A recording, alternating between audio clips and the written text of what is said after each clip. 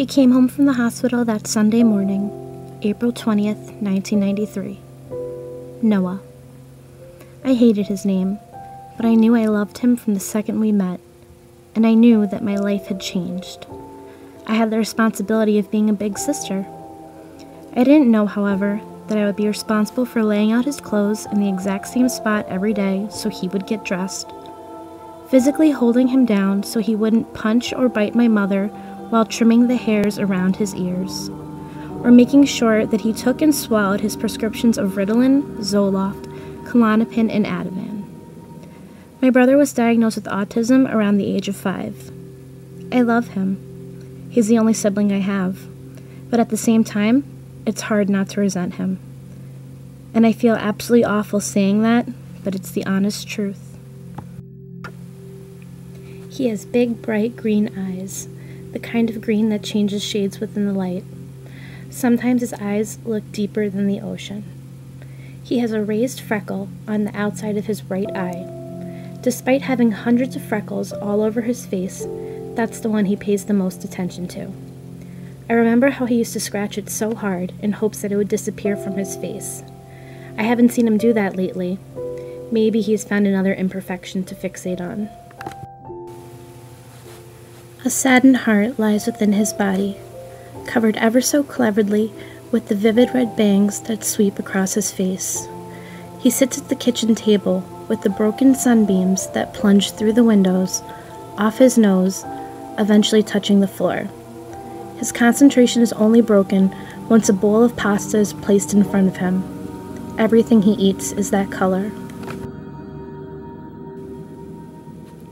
I remember when we were younger, my mother's boyfriend used to make Noah and I pancakes every Sunday morning.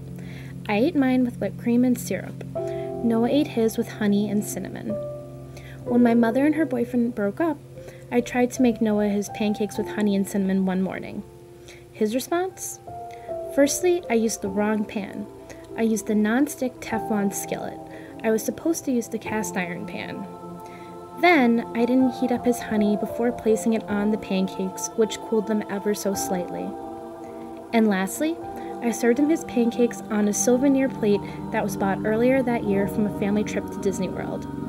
I was supposed to give him his pancakes made in a cast iron pan with warmed honey on his favorite white plate that has grooves around the edge. I thought I did well, though. Noah took the plate and threw it across the room.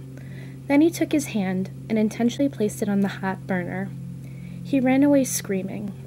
My mother took Noah to the emergency room that Sunday morning for his burned hand. I sat home alone and ate my pancakes with syrup and whipped cream. Though I think I have barely scratched the surface when it comes to understanding his autism, but I know that the world that Noah lives in is much different than the world I know. This is my reality. I am 22 with an autistic brother, a deceased father who I miss dearly, and a mother that is fighting every day to keep her sanity. I'm not sure how Noah sees the world around him. I would imagine that it's somewhat varied from my perspective. He's 15 going on 16.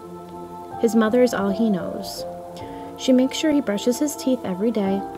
She knows the correct water-to-noodle ratio of his ramen noodles. She lets him stay up late on Monday nights so he can watch wrestling on TV. His sister is away at college, so therefore is non-existent. Out of sight, out of mind. When she is home, it doesn't really matter though, because he never speaks to her anyway. His father is dead, and he doesn't remember him at all, so it's easier just to forget that he ever had one. I could be wrong, but there's no way to ever really know what Noah thinks. Since my brother's diagnosis, he has religiously gone to Dr. Herzig, a child psychiatrist that specializes in adolescent developmental disorders. For 1 hour every month for the past 10 years, he sat in her office. In recent years, Dr. Herzig says that Noah has made significant progress. He is much more capable than many thought that he could ever be. She believes that with the proper education and care, that Noah could one day live by himself and hold a job. I really want to believe it, but it's hard for me to do so. I think about all that my mother does for him. It also crosses my mind every now and then that my mother will not be around forever, and that one day I may have to assume total responsibility for Noah.